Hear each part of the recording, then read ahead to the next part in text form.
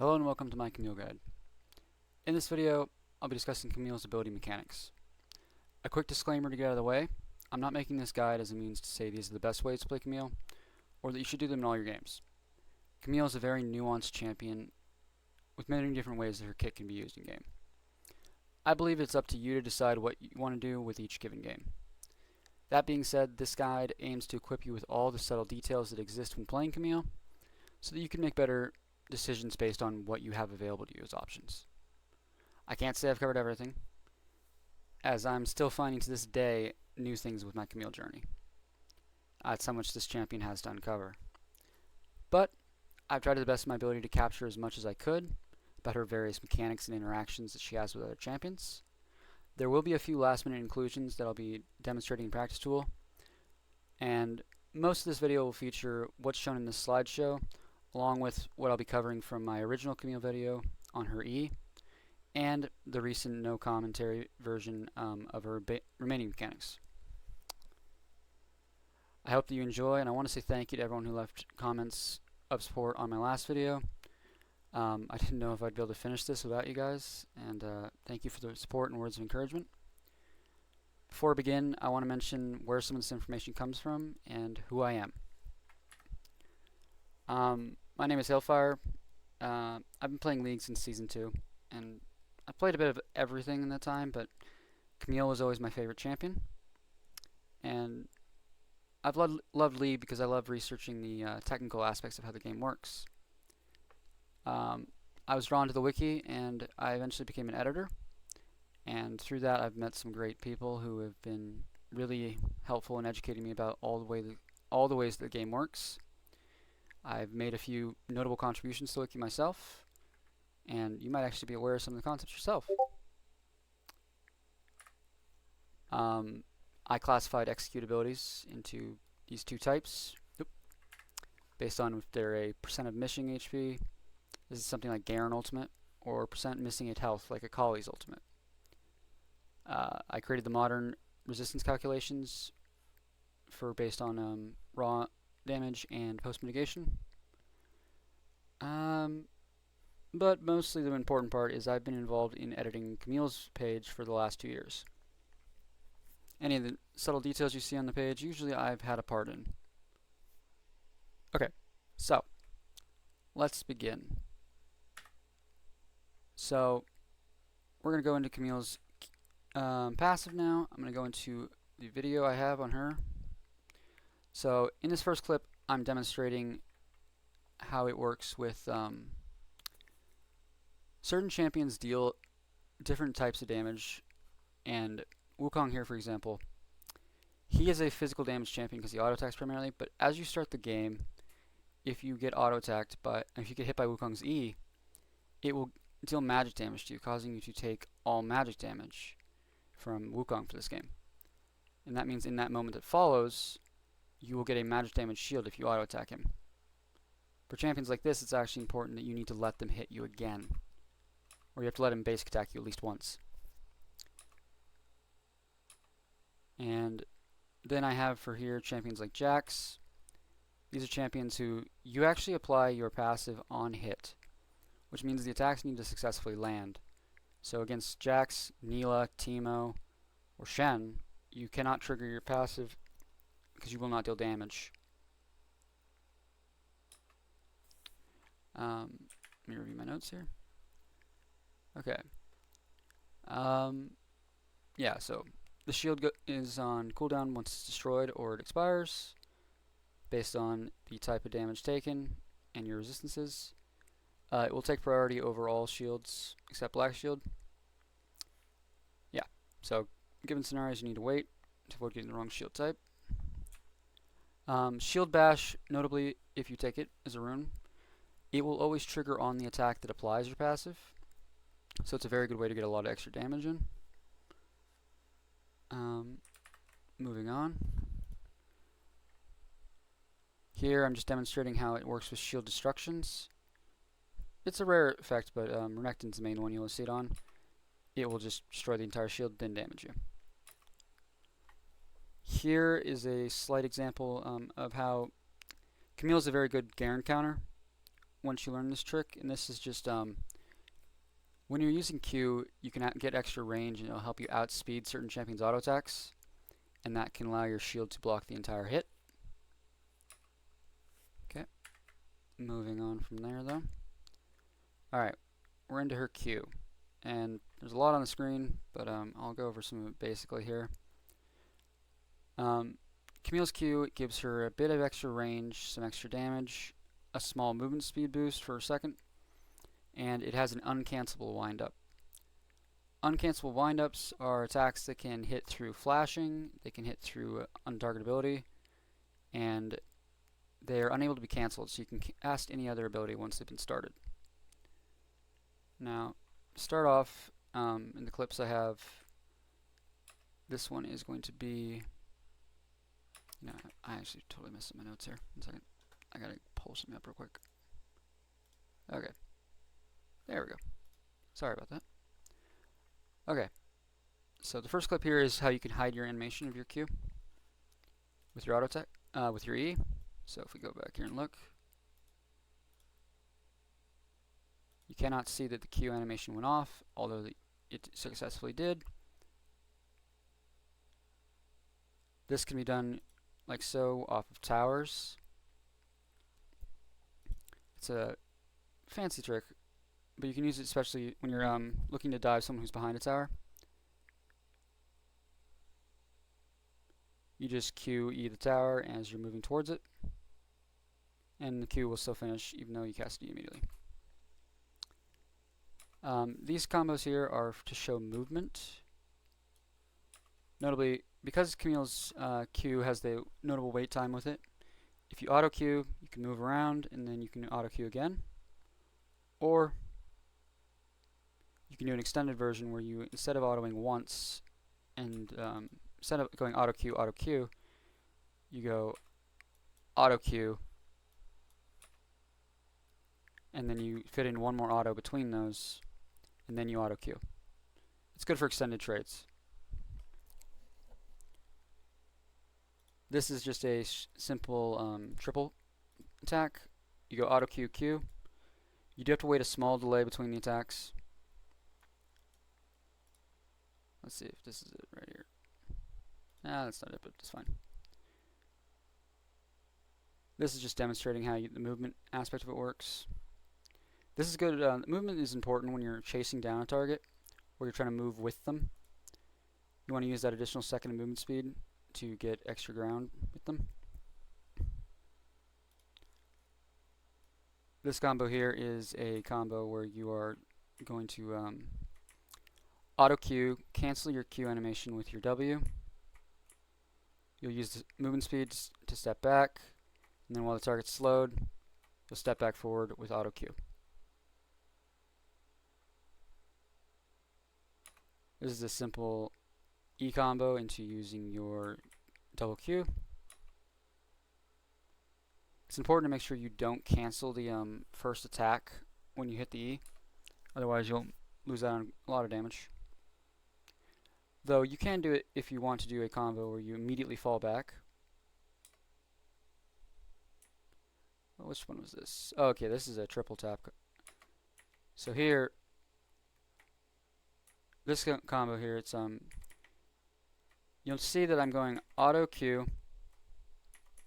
and then as the Q E is flying, I hit a third attack. So you squeeze both attacks in before the before you leave. So auto Q, Q. If you play PTA Camille, it's a really useful combo. Yeah. Importantly, Q is good for using it to get your movement speed to hit faraway targets with W. And because you get the extra range, you can actually hit targets from very far away. Like, your Q is an uncancelable attack, and that also means you can hit through CC. This is a good example of what that looks like when you do so. Here you're going to notice that I'm stunned by Leona on multiple occasions, yet I continue my auto attack. Yep, see attacking right through the stun. And she's going to stun me again. yet the attack still finishes.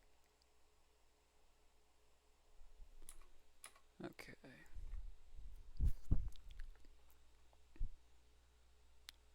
And moving on. This is an example of using a similar effect. You can, when you're going to get taunted, you can actually just pre-prime up your Q2, and then if the taunt goes off, you'll still hit the target with it. It's good for when you face Shen specifically. Here, I think I just have a few more examples of queuing through CC. It's really reliable to do if you just know how to time it. And yeah, just a few last examples of the same thing. I like doing it versus Riven. It's very useful for when she's trying to stun you with her W.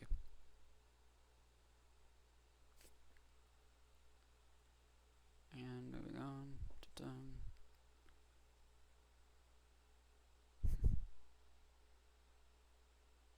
Yeah, here I'm going to get the last auto attack off because I will stun her. Okay. Now they're up to W. Oh yeah, final notes for Q. The empowered attack is only item that is turns to true damage is your Spellblade. It does not work with things like Blade of the Rune King or Titanic Hydra or any of that. It is not amplified by things like coup de grace, so even Last Stand will not be affected by it. It does get reduced by plated steel caps now. It applies to structures, but it does not deal true damage. Yeah, and it will still complete hit targets even if they come untargetable during the cast time. Okay. Tactical Sweep, it's your W. Important things to note is it grants you ghosting when you cast it, so you can move through targets in the wave. It's really helpful to help you land it. It's your primary source of sustain when you're in lane. And the healing does get reduced by bone plating, as in when you pop bone plating on a target, it will first trigger the bone plating, and then the bonus damage will get hit on the reduction. When you're casting it, you will always face in the direction you're moving, not in the direction it's casting. And it's your primary tool how you disengage targets. Having said that now, let's take a look. This first trick here is when you cast W and R, like while you're in the W cast animation, any additional targets will be knocked into the area of the W's outer cone. This next bit here is going to be describing how movement works with Camille's W. If you cast W and then move, you get very, very low distance on it. So it's important to actually try and focus on first moving, then casting W, as you'll go much further.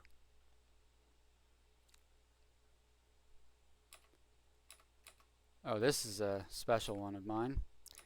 This is a reverse W. And to show this example here again of what it looks like when it works, because I have a few examples of what it looks like when it doesn't. Upon hitting the target, you cast W backwards, and it will throw them very far into the direction of your W. If you don't do it quite right, though, it will not send them in the full direction. Like sometimes it sends them all the way, other times it will send them partially to the side, and sometimes if you do it wrong, it just won't do it. It can be done fairly reliably if you do a lot of practice on it, but it's mostly a kind of interesting thing you can do if someone's in front of a tower and you want to throw them into it. This here is just one of the combos I like to do whenever I'm trying to make a pick on someone who's under tower and I don't want to die for it. You just W, E flash. Alright, we're into the E interactions now. These are a few new things that I didn't previously include inside my original E video. Yeah, so this is just the same notes. Okay.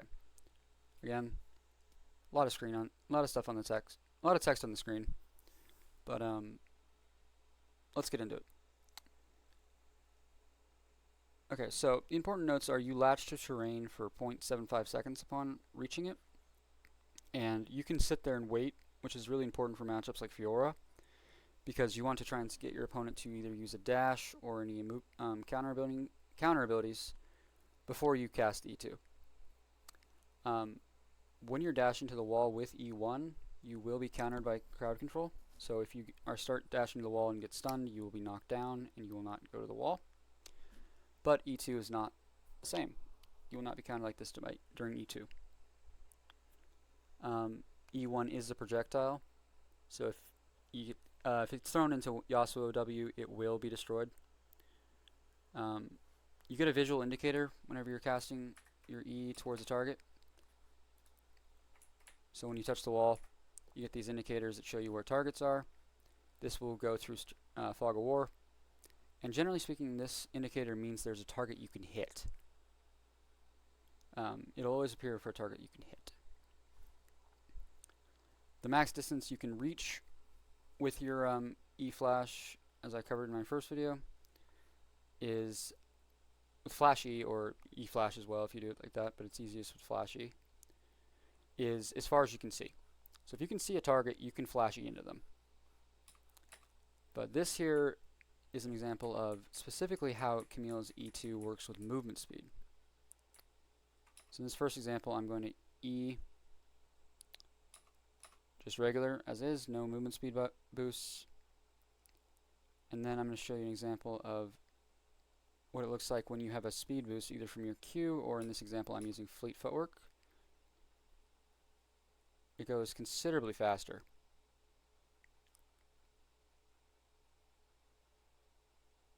This here is an example of casting your your W during your E. A trick I like to use is I draw a line between the target and the wall connection point, and I cast W in that direction. It's important to make sure you don't want to ever miss your E for the sake of hitting W, because the attack speed boost from hitting your from hitting your E is far more significant than hitting your W. So always value hitting your E over your W, but that's just a trick I use to aim my W like that one sometimes. Alternatively, you can use your E, hit the wall, then cast W, and you just leave the wall a little late and you still hit the W. Okay. This here is a buffering combo, so you cast your E2 and then immediately upon impact you'll have already primed up your Q into using your W. So you see the 3 hits went off there. Now, the one thing about this version of the combo is that you will lose an auto attack's worth of damage, but it's important for making it so you don't lose spell blades. Because if you do this, the next one I'm going to show, which is this, where you go E auto Q W. If you have a spell blade when you start this, you will lose the spell blade proc on that first auto attack, which means you will lose the true damage. Similarly to that combo is using R and QR, so EQR. So before your R goes off, you'll use your Q1, and then you'll be inside your R, and you get Q2 ready.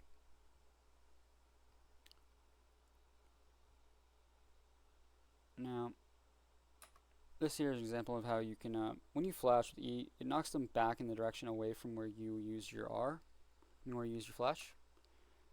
I don't actually use my R here, but this is an example of where you would actually use your R to lock the target into tower range. Here is an example of one of the more interesting of Camille's ultimate mechanics, which is stealth detection. Your indicator lines there will actually point out to you where stealth targets are located. I think the update rate is kind of slow, but it will work. And here is an example where when you cast R, you are unstoppable briefly.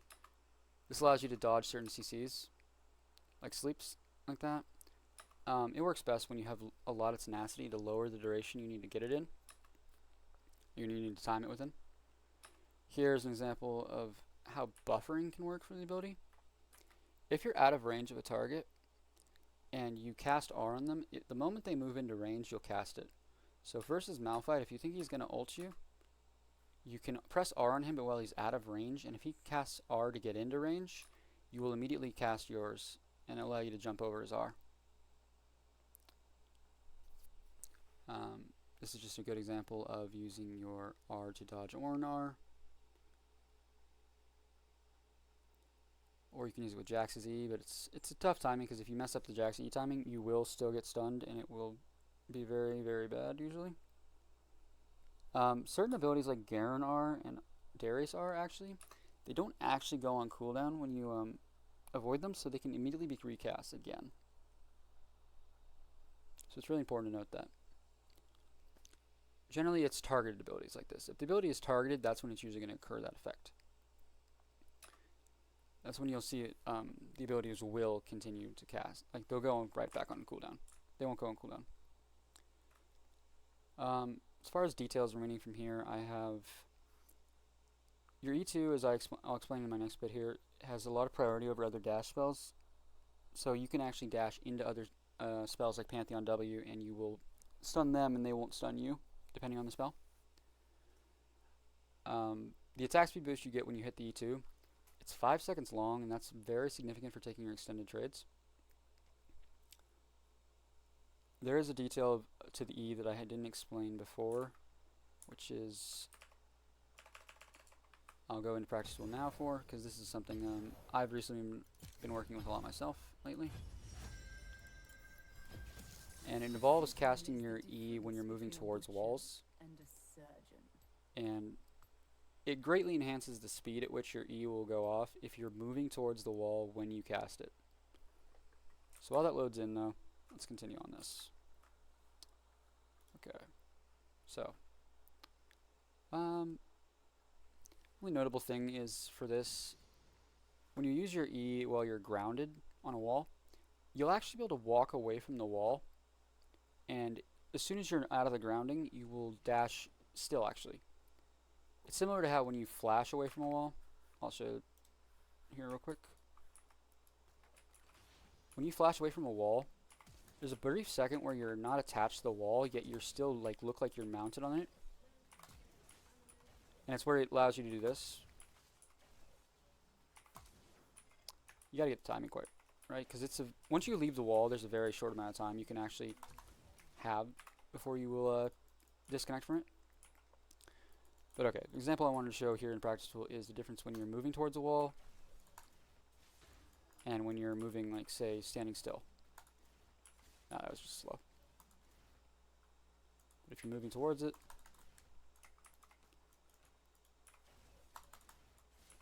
and let me get some levels in real quick. When you add the Q speed in as well, it greatly enhances your speed. Now, this is also important for even if you're mixing in W. Oh, don't mind me.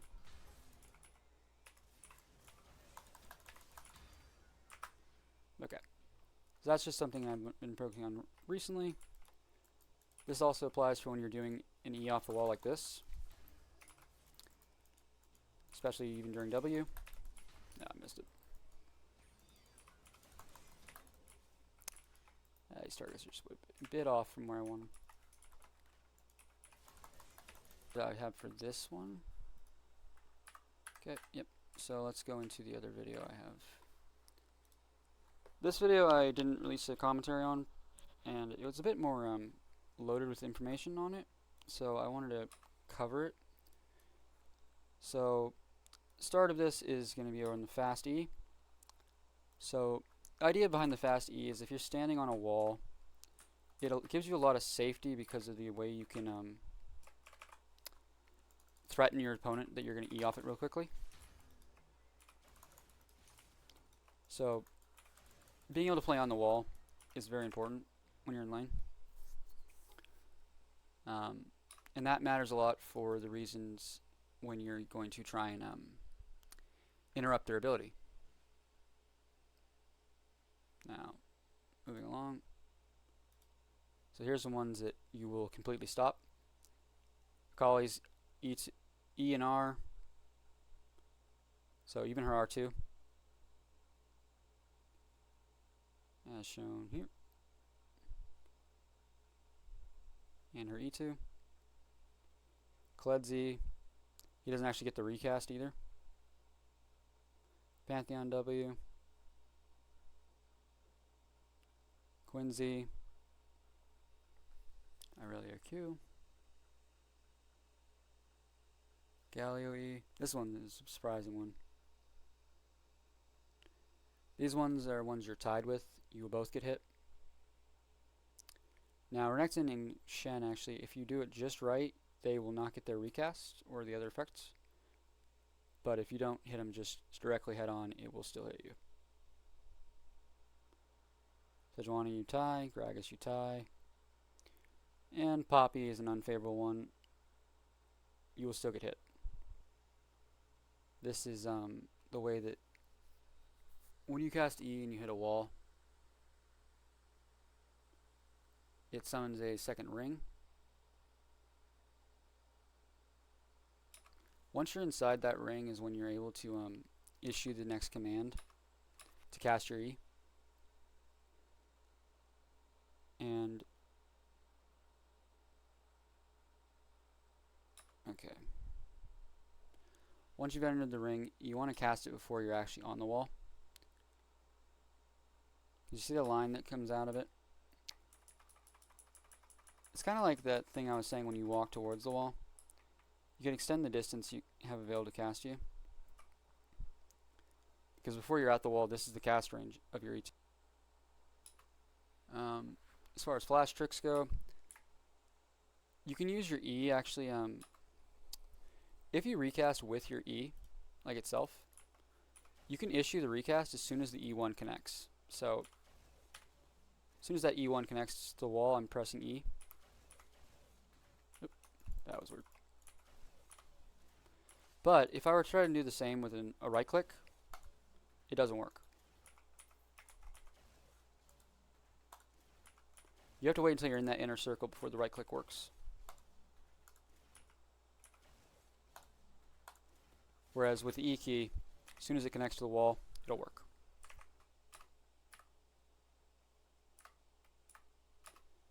Alright. And that trick with using the E key to recast, it's useful for when you're doing a flash onto the wall. Because then when you're in range, you can immediately flash off it. Useful versus Fiora in particular, because you want to make sure she can't anticipate when you're going to use your E2. Okay. Alright, so this is a concept called wall bouncing, I call it. When you dash up the wall, you notice your movement speed for a moment there becomes really, really high and sometimes. Let's see if I can get it. Yep, got it that time. Got it that time. When you do that, I call it bouncing off the wall because like your movement speed is temporarily becoming really boosted. And that causes you to greatly increase the speed of your dash. So your E does not auto interrupt your basic attack animation, so you can basic attack during your E completely. Even your regular basic attack.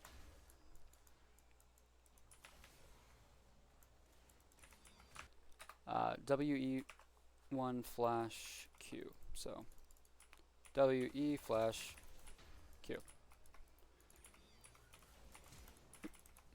Big trick with you, whenever you're using flash E2, you have to do it kind of as a motion. Like, I recommend just you actually press flash and then E just as a single motion. So flash, right click. And actually, yeah, I usually recommend using flash right click, not flash E. Okay. This is the one-sided trade combo. It's using that same EQ W without the extra auto.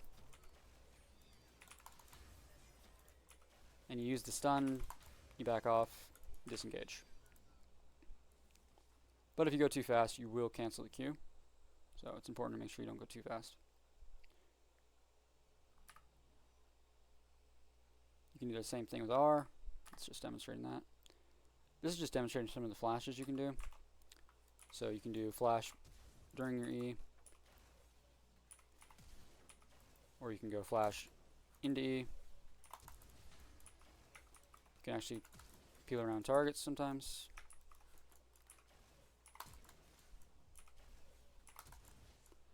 Or you can use that to dodge skill shots. Your E will pull you even if you get CC'd after like you cast it. As long as you get CC'd before the wall, before you touch the wall with the E. This is a thing you can do with blast cones. It's a bit interesting, but it can be used. Alright, you can actually also use it through suppressions as well. It's very useful for that when you're against Malzahar. Oh yeah, Lolipopping. So your E will, at the end of the missile, wherever it is, it will check for terrain nearby. And if there is any, it will do something I call lollipopping, which is where it will latch on to terrain. Even though it looks like it missed, it will still find the terrain. It only does this at the end. So you mean if you fire it like this, it will still miss. But if I fire from back here, it will then latch on. One of the important ways this is usable is around towers. Because if you want to, say, hit this target with your E, if you go to the back of the tower, I can hit that one, but I'm not going to make that E. But if I were to lollipop it around the front, I can.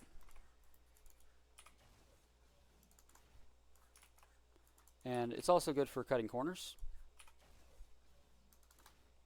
So, for example, say I want to go around this wall. Like that.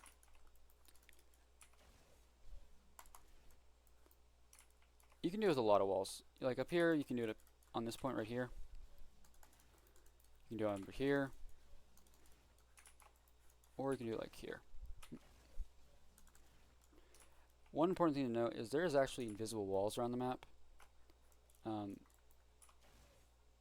They're important to know because of the fact this is the way the map terrain is built. It's built in squares. And if you hit one of these invisible walls, it will, yeah, like that's a good one. You see, where are the noticeable ones? Like there's one right here. Yeah, they mess up your E pretty bad. Somewhere here. Yeah, there's one right there. There's one right here.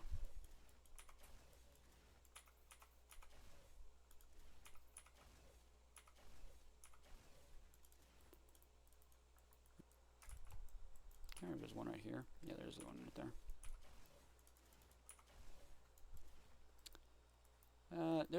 there. There's quite a few of them. Similarly works like this when you're trying to go to lane or something. Like you can use it just in front of your tower, and you'll lollipop to the front of it.